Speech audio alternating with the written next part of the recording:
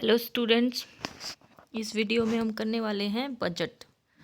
तो बहुत ही important topic है, बहुत ज़रूरी है समझना। और वीडियो जो है 2 पार्ट्स में बनेगी।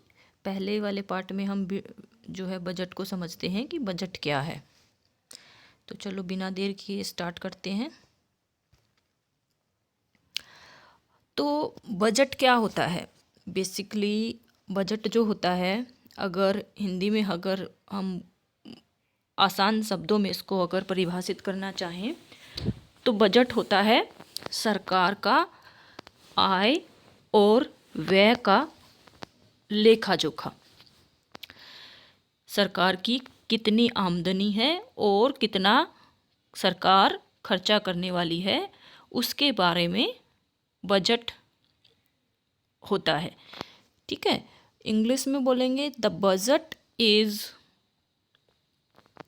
The budget is a statement of the estimated receipts and expenditure of the government of India in a financial year which begins on 1st April and ends on 31st March of the following year। यानी कि जो budget होता है वो क्या होता है, 1 अप्रैल से लेकर के 31 मार्च तक सरकार जो भी खर्चा करेगी और सरकार को जो भी आमदनी होगी उसका पूरा का पूरा जो है लेखा जोखा बजट कहलाता है। Indian constitution refers to the budget as the annual financial statement under the article 112। इन अदर वर्ड्स, the word budget has nowhere been used in the constitution। इसका मतलब है कि भारतीय संविधान में बजट शब्द का इस्तेमाल नहीं हुआ है। उसकी जगह पर आर्टिकल 112, भारतीय संविधान का आर्टिकल 112 एनुअल फाइनेंशियल स्टेटमेंट शब्द का इस्तेमाल करता है। वार्षिक वित्तीय ब्यौरा या विवरण, स्टेटमेंट क्या होता है, वही विवरण। वार्षिक वित्तीय विवरण, इस शब्द का इस्तेमाल किया गया है भारतीय संविधान में आर्टिकल 112 के तहत।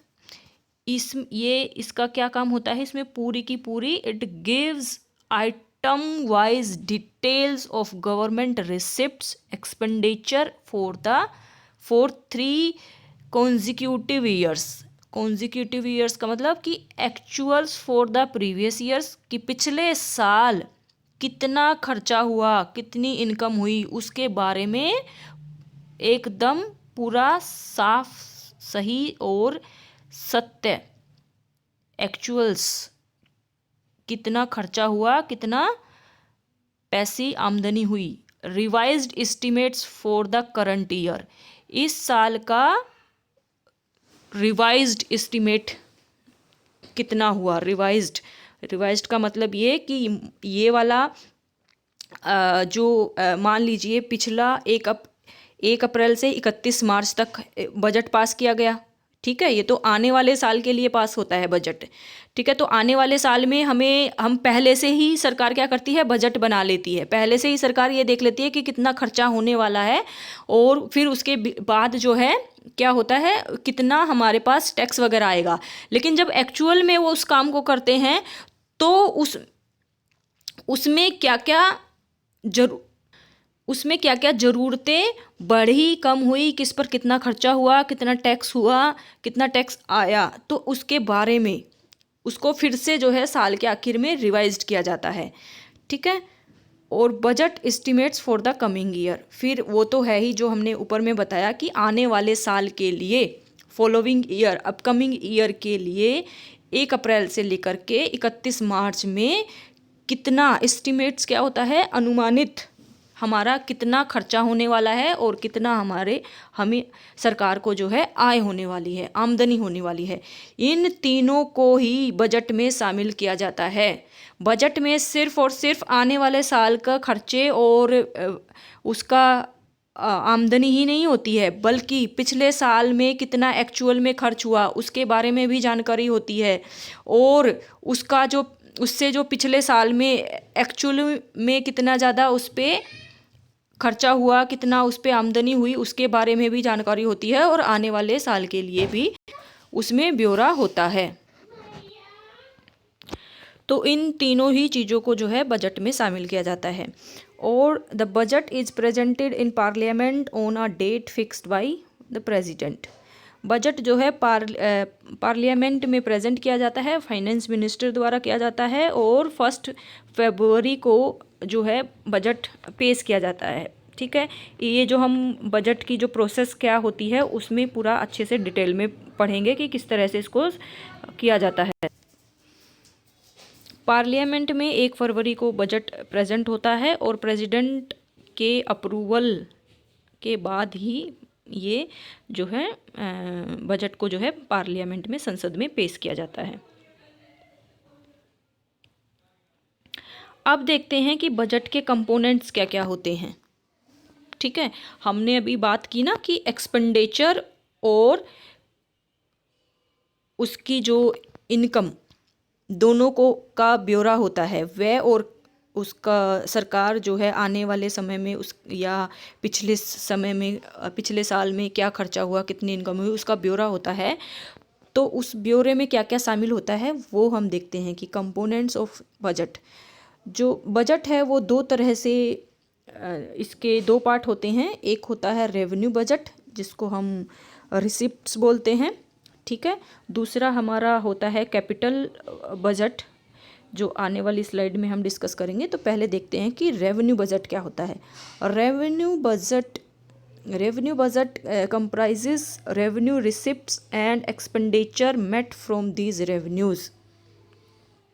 सरकार को रिसिप्ट्स क्या होती हैं, आमदनी, इसको हम बोल सकते हैं रिसिप्ट, रिसीव से ही निकल के आया है रिसिप्ट्स, कि सरकार की क्या आमदनी है वही होती है रिसिप्ट्स, सरकार की आमदनी। ठीक है, तो सरकार की क्या आमदनी है और उस आमदनी से क्या क्या खर्चे जो हैं होंगे। The revenue budget comprises revenue receipts and expenditure met from this revenues. इस रेवेन्यू से कौन कौन सा खर्चा होगा वो सब आता है। ठीक है, अब इसमें रेवेन्यू रिसिप्ट में क्या क्या आता है। Revenue receipts include both tax revenue, ठीक है, जो कि आता है सरकार के पास इनकम टैक्स से और एक्साइज ड्यूटी से। ठीक है, फिर non taxed revenue like interest और प्रॉफिट्स। सरकार ने अगर कहीं जो है ब्याज पे पैसे दिए हुए होते हैं, या सरकार को कोई प्रॉफिट हो रहा होता है किसी चीज़ में जो सरकार की उससे संबंधित होता है ये। ठीक है, यानी कि सरकार को की इनकम कहाँ से होती है, आमदनी कहाँ से होती है, तो उसमें क्या क्या आता है हमारा, उसमें आता है हमारे सरकार को एक तो टैक्स के थ्रू इनकम होती है। ठीक है, टैक्स भी फिर 2 तरह के होते हैं, एक डायरेक्ट टैक्स और एक इनडायरेक्ट टैक्स। वो अभी आने वाली स्लाइड्स में हम देखेंगे कि कौन कौन से टैक्स जो होते हैं सरकार जो है लगाती है और कहाँ कहाँ से सरकार की आमदनी होती है। एक तो टैक्स से हो गई सरकार की आमदनी, फिर जो सरकार की खुद की जो उसको जो उस सरकार की जो खुद की प्रॉपर्टी होती है, प्रॉपर्टी बोल सकते हैं या एसेट्स बोल सकते हैं, सरकार के जो एसेट्स होते हैं उनसे जो आमदनी होती है। एसेट्स में जैसे बड़ी बड़ी कंपनियां आ जाती हैं, जैसे भारत में बहुत सारी कंपनियां हैं, महारत्न कंपनी और नवरत्न कंपनी, इनके नाम दिए गए हैं उनके जो कंपनी के साइज के हिसाब से कितनी बड़ी बड़ी कंपनियां हैं। ठीक है, जैसे भारत पेट्रोलियम हो गया, LIC हो गई। ठीक है, इन सब से सरकार को जो आमदनी होती है, ठीक है, वो रेवेन्यू रिसिप्ट्स में आते हैं। फिर होता है revenue expenditure is expenditure for the normal running of government departments and various services, interest charges on डेप्ट incurred by government, subsidies etcetera. Revenue expenditure क्या हो जाएगा कि सरकार जो अपने अलग अलग डिपार्टमेंट्स हैं और जो अलग अलग सर्विसेज दे रही हैं उन सब के लिए जो सरकार जो सब्सिडी दे रही है उस पे जो खर्चा हो रहा है वो क्या हो जाएगा, रेवेन्यू एक्सपेंडिचर। रेवेन्यू रिसिप्ट समझ में आ गया कि सरकार की क्या आमदनी हुई, कहाँ कहाँ से हुई, ठीक है। फिर रेवेन्यू एक्सपेंडिचर क्या हो गया कि सरकार का कहाँ कहाँ पे खर्चा हुआ। जैसे सरकार को अपने ऑफिस चलाने के लिए सरकार का खर्चा होता है, अलग अलग डिपार्टमेंट्स होते हैं, उनके लिए जो भी चीज़ें ज़रूरत होती हैं उसके लिए जो खर्चा होता है उसको रेवेन्यू एक्सपेंडिचर बोलते हैं। दूसरा है रेवेन्यू, ये कैपिटल बजट। कैपिटल बजट में हमारा क्या आ जाता है, कैपिटल रिसिप्ट्स आ जाती हैं और कैपिटल एक्सपेंडिचर आ जाता है। Capital budget is an account of assets and liabilities of government which takes into consideration changes in capital. अब सरकार का, हमने अभी बात की थी कि सरकार का जो आमदनी है वो दो तरह से आती है, एक रेवेन्यू बजट से आती है, एक कैपिटल बजट से आती है। कैपिटल बजट में जो है दोनों ही आ जाते हैं सरकार के एसेट्स और लाइबिलिटीज़। एसेट्स मतलब कि जिससे आमदनी और आने की संभावना होती है। लाइबिलिटीज़ वो हो जाती है जवाबदेही, कि इसको सरकार को इसमें वो चीज़ देनी पड़ेगी वापस, उससे आमदनी तो हो रही है लेकिन उसको वापस चुकाना पड़ेगा, ठीक है। तो इसमें भी दो पार्ट होते हैं, कैपिटल रिसिप्ट्स और capital expenditure. Capital receipts are receipts of the government which create liabilities और reduce financial assets, for example market borrowing, recovery of loan etcetera.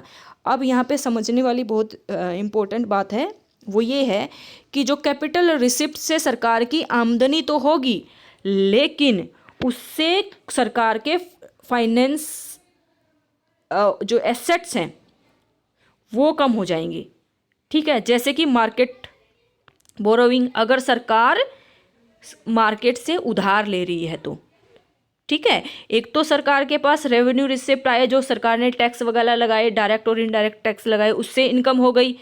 अब रेवेन्यू रिसिप्ट्स पे क्या होता है, सरकार को वो वापस नहीं करने होते हैं, ठीक है, वो सरकार के पास ही रहेंगे। लेकिन कैपिटल बजट जो होता है उसमें क्या होता है, सरकार के पास पैसा तो आता है लेकिन वो पैसा सरकार को वापस करना होता है। अब आमदनी मान सकते हैं इसको कि सरकार के पास पैसा तो आ गया, सरकार ने क्या किया, कहीं से लोन ले लिया, है ना, या सरकार ने किसी को लोन दिया था तो वो सरकार ने वो अपने उस लोन को वापस ले लिया, ठीक है। अब उसमें क्या हो जा रहा है कि सरकार का इसमें एसेट खत्म हो रहा है, ठीक है। अब लोन एक बार लोन किसी को दिया था तो सरकार का वो एसेट बना हुआ था ना, कि हर बार उसको हर टाइम हर साल उस पर ब्याज आ रहा था सरकार के पास। अब एकदम से जो लोन अगर कोई चुका देगा तो उसमें क्या हो जाएगा, फिर सरकार के पास वो ब्याज आना बंद हो जाएगा, है ना, तो उससे एसेट कम हो गया। तो लोन क्या था, एक एसेट बना हुआ था, एक उसकी चीज बना हुआ था सरकार की, जिससे उसकी सरकार की जो है आमदनी हो रही थी, ठीक है। फिर उसके बाद होता है capital expenditure, is the expenditure of the government which either creates assets और रिड्यूस लाइबिलिटीज। अब कैपिटल एक्सपेंडिचर में क्या आ जाएगा कि या तो सरकार के लिए कुछ ना कुछ एसेट क्रिएट करेगा, ठीक है, और उसकी लाइबिलिटी जो है उसको कम करेगा। अब कैपिटल रिसिप्ट्स में क्या हो रहा था कि सरकार के लिए लाइबिलिटीज़ क्रिएट हो रही थी और उसके एसेट्स कम हो रहे थे। लेकिन कैपिटल एक्सपेंडिचर में क्या हो जाएगा, उसमें एसेट्स बढ़ जाएंगे और लाइबिलिटी सरकार की कम हो जाएगी। अब इसको इस तरह से समझते हैं कि गवर्नमेंट का जो बजट है, जो बजट रिसिप्ट्स हैं वो दो पार्ट्स में डिवाइड्स हैं, ठीक है। एक तो हो गया रेवेन्यू रिसिप्ट्स, दूसरा हो गया कैपिटल रिसिप्ट्स। रेवेन्यू रिसिप्ट्स में हमारे दो तरह से सरकार की आमदनी होती है, या यहाँ पर हम इसको सरकार की आमदनी हम इसको बोल सकते हैं, ठीक है। आमदनी जो है सरकार की दो तरह से होती है, कैसे, एक तो रेवेन्यू रिसिप्ट से, एक कैपिटल रिसिप्ट से। रेवेन्यू रिसिप्ट्स में भी दो तरह के से सरकार की आमदनी आती है, एक तो टैक्स के द्वारा, एक नॉन टैक्स द्वारा, ठीक है। टैक्स वाले में कौन से आ जाते हैं, फिर इसके टैक्स में भी दो तरह की इनकम होती हैं, एक डायरेक्ट टैक्स, दूसरा इनडायरेक्ट टैक्स। डायरेक्ट टैक्स में क्या आ जाता है, लायबिलिटी टू पे and burden of tax falls on the same person. यानी कि ये जो डायरेक्ट टैक्स होता है ये आपको देना ही पड़ेगा। ये एक तरह से आपको जो है इसको ऐसे बोल सकते हैं कि इससे बचा नहीं जा सकता, ये टैक्स आपको पे करना ही पड़ेगा। ठीक है, जैसे कि income tax, corporate tax, expenditure tax, wealth tax, state duty. ठीक है, ये सारे आपकी कानूनी बाध्यता होती है, आपको ये देने ही पड़ते हैं। ऐसा नहीं है कि आप इसको नहीं दोगे। ये सारे टैक्स, डायरेक्ट टैक्स जो होते हैं वो देने ही देने होते हैं।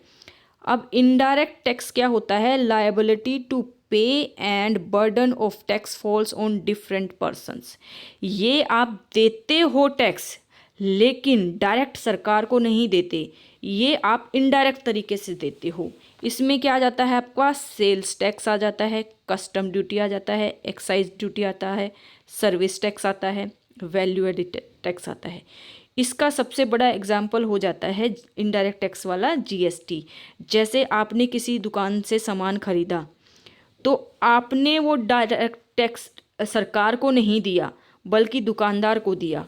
ठीक है, फिर आगे का जो भी सिस्टम होता है कि हम जो भी हम वस्तु खरीदते हैं उसमें इंक्लूडिंग ऑफ ऑल टैक्सेस लिखा रहता है, तो वो एक तरह का इनडायरेक्ट टैक्स होता है जो हम सरकार को पे करते हैं। लेकिन डायरेक्ट टैक्स जो होता है वो हम सीधे सीधे सरकार को देते हैं।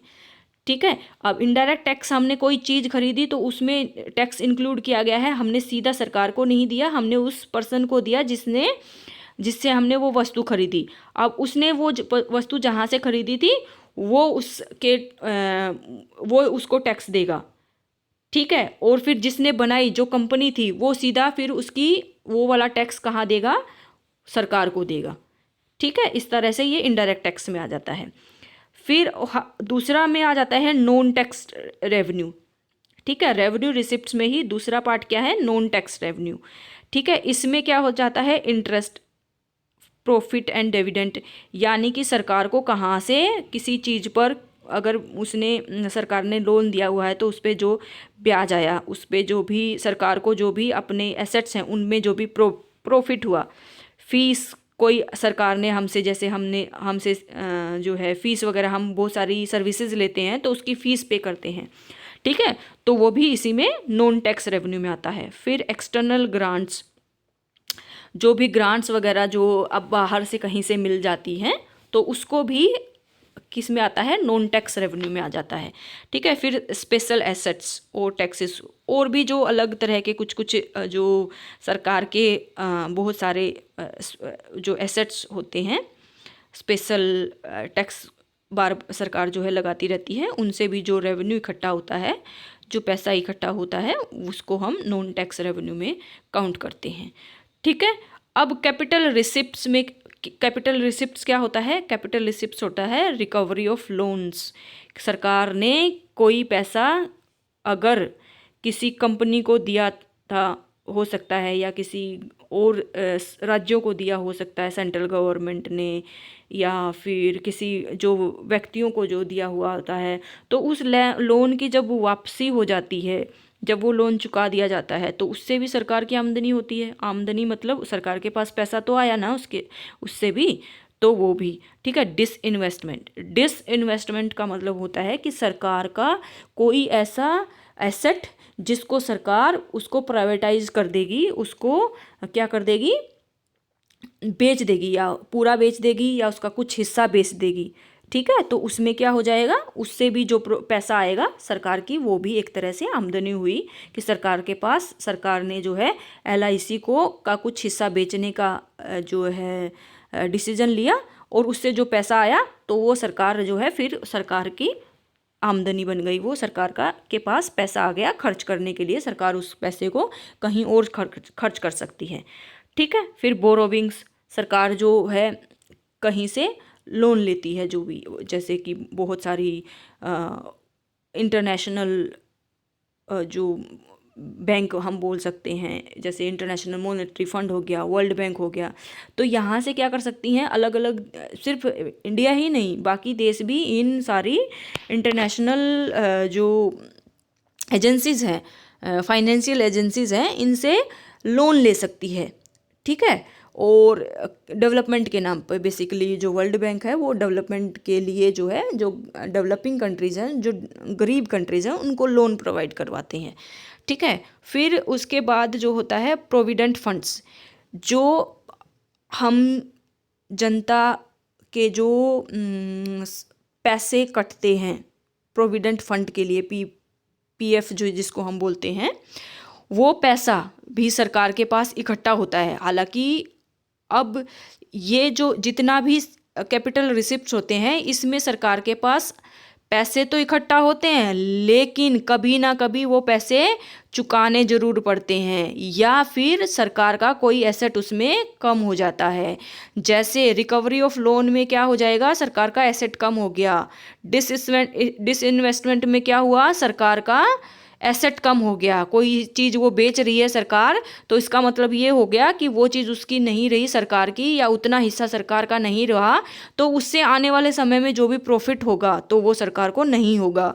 ठीक है, बोरोविंग भी लायबिलिटी क्रिएट कर रहा है। आज तो पैसे आ गए सरकार के पास, लेकिन कभी ना कभी पैसे वापस करने पड़ेंगे। ठीक है, उसके बाद प्रोविडेंट फंड में अभी तो पैसे इकट्ठा हो गए, लेकिन कुछ समय के बाद जो है, जब भी वो व्यक्ति इस प्रोविडेंट फंड को निकालना चाहेगा तो सरकार को वो पैसा वापस करना पड़ेगा। ठीक है, तो ये सारी चीज़ें हमारी किस में आती हैं, सरकार की, गवर्नमेंट की आमदनी के अंदर आती हैं, रेवेन्यू रिसिप्ट्स और कैपिटल रिसिप्ट्स। आई होप आप सब लोगों को समझ में आ गया होगा। नहीं समझ में आया है तो आप कमेंट में कमेंट करके पूछ सकते हैं। अब अगर इन शॉर्ट अगर बात करें तो बजट क्या है, तो उसमें क्या क्या शामिल होता है। In short, budget includes the following information: new schemes, programmes, projects, measures and activities proposed for the current and upcoming year.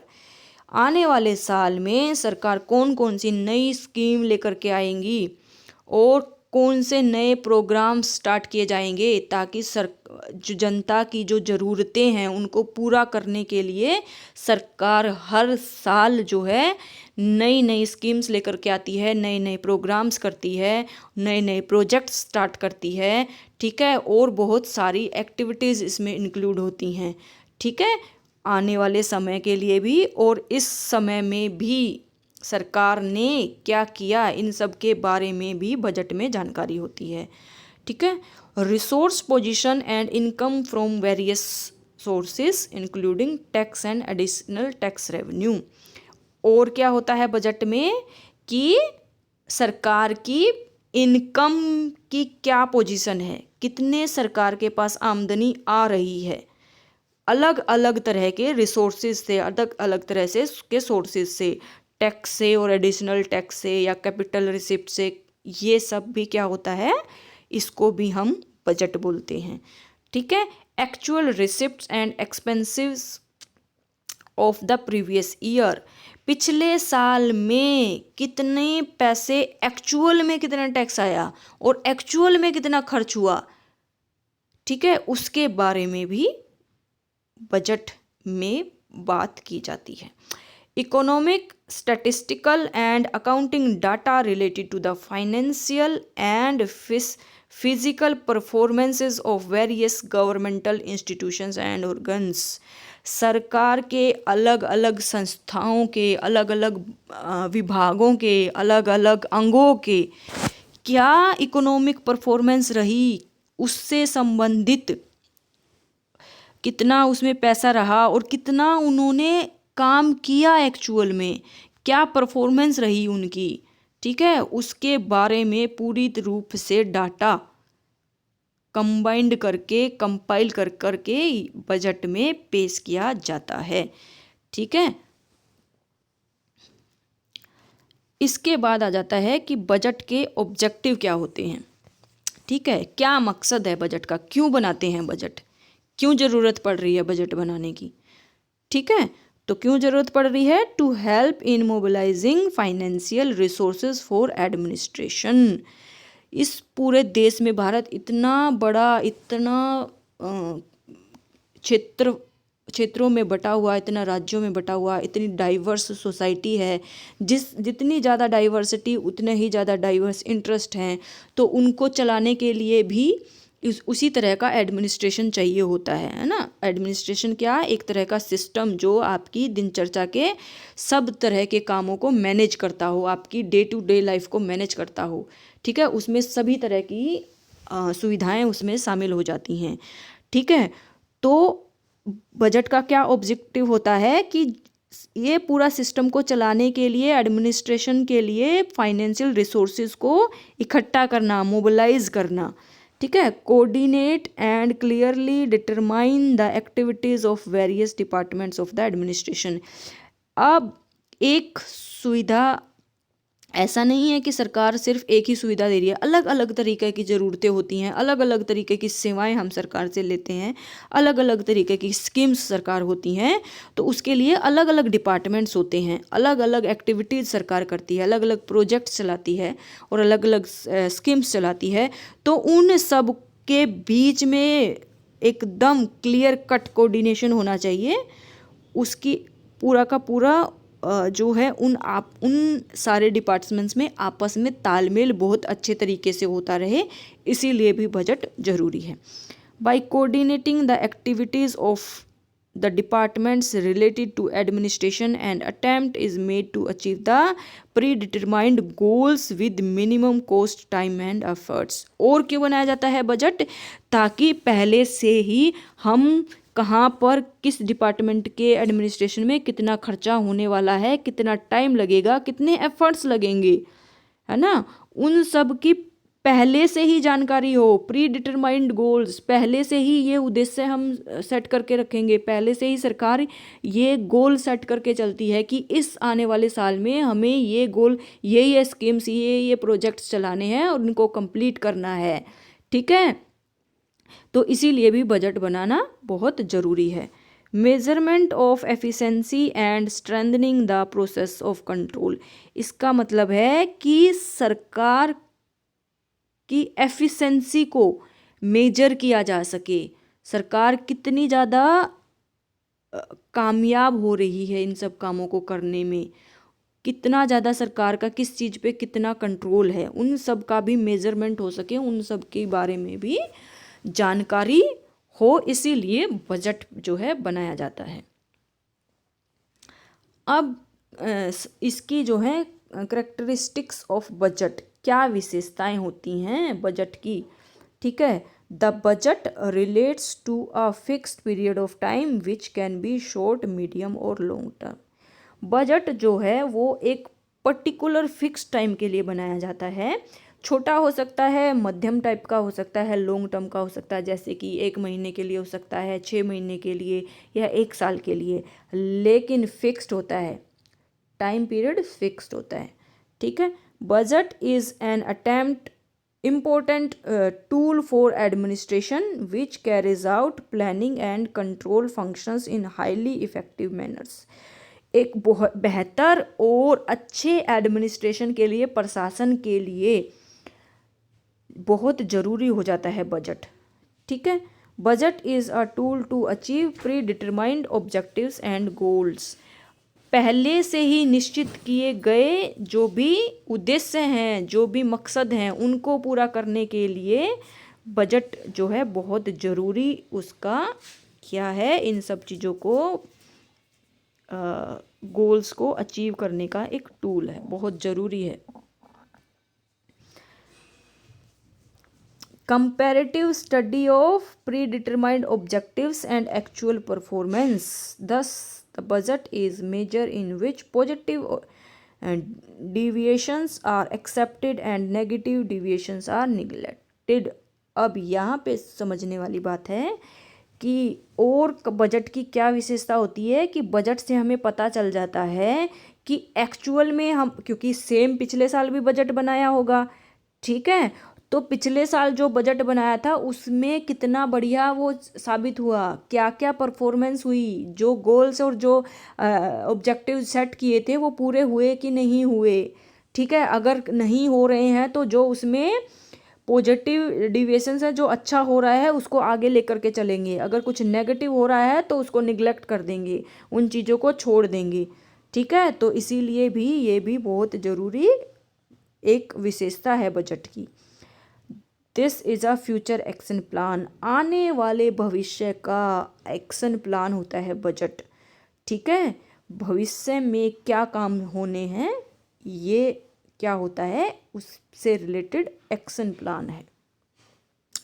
Efforts are made to coordinate the activities of all the departments of administration.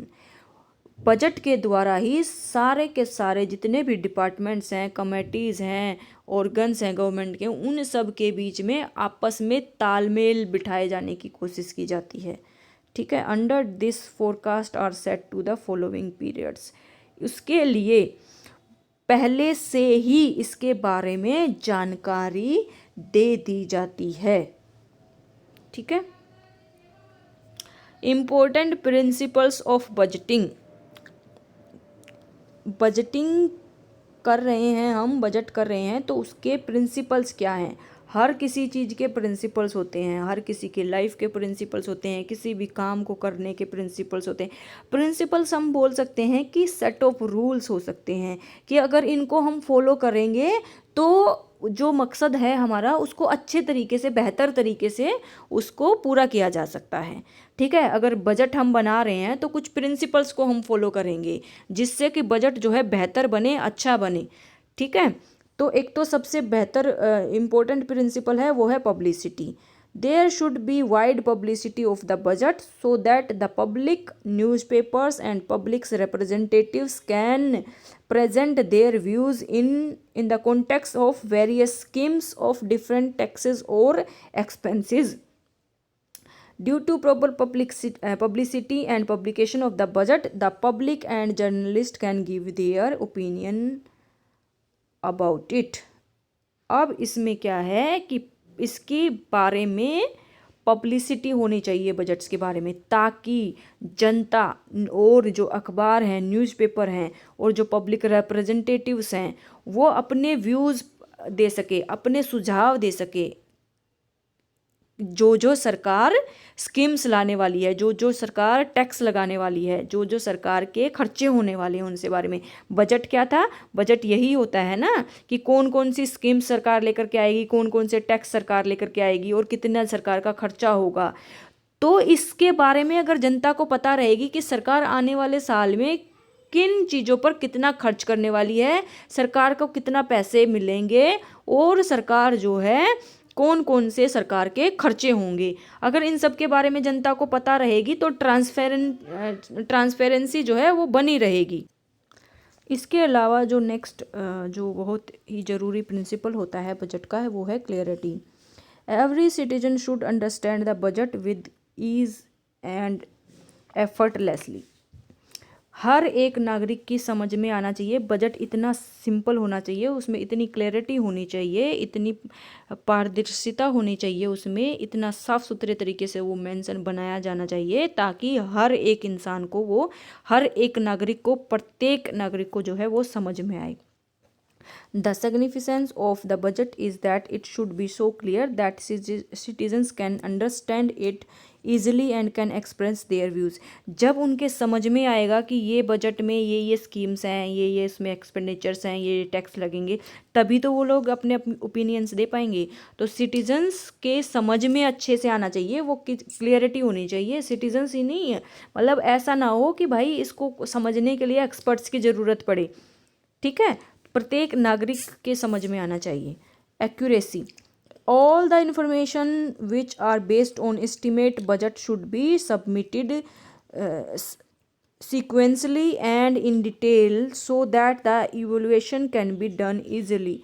पूरा का पूरा accuracy ठीक होना चाहिए, ऐसा नहीं है कि गड़बड़ हो रही है, ऊपर नीचे हो रहा है, कि आप बोल कुछ रहे हो और एक्चुअल में चीज़ें क्या हैं। तो एक्यूरेसी बहुत ज़रूरी है।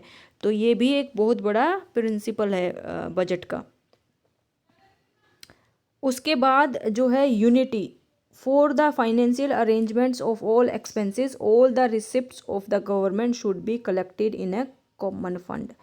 मतलब क्या है कि सबके सारे के सारे जो भी अलग अलग मिनिस्ट्री से जो भी फंड्स वगैरह जो उनसे एक्सपेंसेस के जो रिसिप्ट्स मांगे जाते हैं, सरकार जो मांगती है, वो एक कॉमन में एक जगह पर इकट्ठे होकर के ही प्रेजेंट होने चाहिए। यूनिटी होनी चाहिए उसमें, फाइनेंशियल अरेंजमेंट्स में। ऐसा नहीं है कि किसी के अलग अलग तरह से, नहीं, पूरा गवर्नमेंट ऑफ इंडिया का पूरे भारत के लिए जो है वो बन रहा है, बजट बन रहा है, तो सब सारे डिपार्टमेंट्स में अरेंजमेंट इस तरह से होनी चाहिए कि सबका एक कॉमन ही बजट बने उसके लिए, और एक कॉमन ही फंड हो। कंप्रीहेंसिवनेस क्या है? The entire fiscal program of the government should be concluded in budget. The budget should be understood by the general public. Estimates of new taxes and new expenses should be made available to the common man through the due budget. New loans should be clearly mentioned in the budget. Comprehensiveness का मतलब होता है full detail, हर चीज़ की बारीकी से जानकारी budget में mention होनी चाहिए। ठीक है, कंप्रीहेंसिवनेस का मतलब यही है, बारीकी से एक एक चीज़ की जानकारी, स्कीम्स की जानकारी, प्रोग्राम्स की जानकारी, और खर्चे की जानकारी, एक्सपेंडिचर की जानकारी, आमदनी की जानकारी, पूरी तरीके से क्लियर कट होना चाहिए एकदम। Integrity, the fiscal programme should be shaped in the same way as the legislature has made, with the spirit of on which the budget has been formed should also be implemented with the same spirit. The administration should fulfill the objectives set at the time of budget formation with complete honesty and efficiency. Integrity का मतलब ये है कि जो legislature ने जो भी programmes लेकर के आए थे उनके अकॉर्डिंग ही बजट जो है बनाना चाहिए, उसी के अकॉर्डिंग जो है इम्प्लीमेंट होना चाहिए, और जो एडमिनिस्ट्रेशन है should fulfil the objective set at the time of budget formation. जो भी बजट बनाते टाइम जो उद्देश्य थे, जब इम्प्लीमेंट कौन करेगा? एडमिनिस्ट्रेशन उसको इम्प्लीमेंट करेगा, तो वो पूरे के पूरे ऑनेस्टी के साथ करेगा, एफिशिएंसी के साथ करेगा। ठीक है। पीरियोडिसिटी क्या होता है? The government should have the right to only spend till the budget period, that is after the fixed period the money should be reauthorized. For this reason the legislature should pass the budget in time. Periodicity, एक निश्चित समय के लिए budget बनता है, तो एक निश्चित समय में ही सरकार को स्कीम्स पूरी करनी होती हैं, तो उसमें क्या है, सरकार को निश्चित काल में सारे के सारे काम हो जाएं, उसके लिए लेजिस्लेचर को जो बजट जो है वो टाइम पे पास कर देना चाहिए। ठीक है, अगर टाइम से बजट पास हो जाएगा तो टाइम से काम भी स्टार्ट हो जाएंगे। ठीक है। इन शॉर्ट अगर हम समझें तो प्रिंसिपल्स ऑफ बजट क्या होंगे? Should be an annual affair, हर साल होना चाहिए, ज़रूर होना चाहिए। ठीक है। Should be on cash basis, cash के आधार पर होना चाहिए। One budget for all the financial transactions of the government, सरकार जितनी भी ट्रांजैक्शंस करती है उन सब के लिए एक ही बजट होना चाहिए। Budgeting should be close, for example no gross work और no guess estimates, no guess work और नो गैस एस्टिमेट्स। ऐसा ना हो कि बजट बना रहे हैं, गैस लगा रहे हैं कि अच्छा इतना हमारा ये अनुमान है कि इतनी आमदनी हो जाएगी, अच्छा ये हम स्कीम चला देंगे और ये हमारा एक्सपेंडिचर होगा, खर्चा होगा। नहीं, पूरा का पूरा क्लोज होना चाहिए, आपका सही होना चाहिए, एकदम बढ़िया तरीके से बनाया हुआ, प्रिपेयर किया हुआ होना चाहिए। Should be gross and not net. For example, gross transactions of each department should be shown. हर की डिपार्टमेंट्स की कौन कौन सी ग्रोस ट्रांजेक्शन्स हुई हैं उनके बारे में इसमें जानकारी होनी चाहिए। ग्रोस इनकम के बारे में इसकी जानकारी होनी चाहिए। ग्रोस इनकम और नेट इनकम क्या होती है? ग्रोस इनकम में बेसिकली हमारा जो इनकम टैक्स और पीएफ वगैरह कटता है वो सब उसमें इंक्लूडेड नहीं होता है। और नेट इनकम में जो हमें इन हैंड जो पैसे हो आ रहे होते हैं वो होती है। तो सरकार के जो ग्रोस इनकम, बाकी सारे डिपार्टमेंट्स की जो ग्रोस है उसके बारे में जो है बजट होना चाहिए। ठीक है, तो अभी की इस वीडियो में हमने इतना ही किया है। नेक्स्ट वीडियो में कि भारत में जो फाइनेंस जो सर्कल क्या है, बजट सर्कल क्या है, बजट की प्रोसेस क्या है, उसके बारे में हम नेक्स्ट वीडियो में जानेंगे। तो पहले सबसे पहले आपको बजट क्या है वो समझने की ज़रूरत थी। इसमें हमने इस वीडियो में यही बात की है कि बजट क्या होता है। अगर कुछ समझ में नहीं आता है तो वीडियो में कमेंट करके पूछ सकते हैं।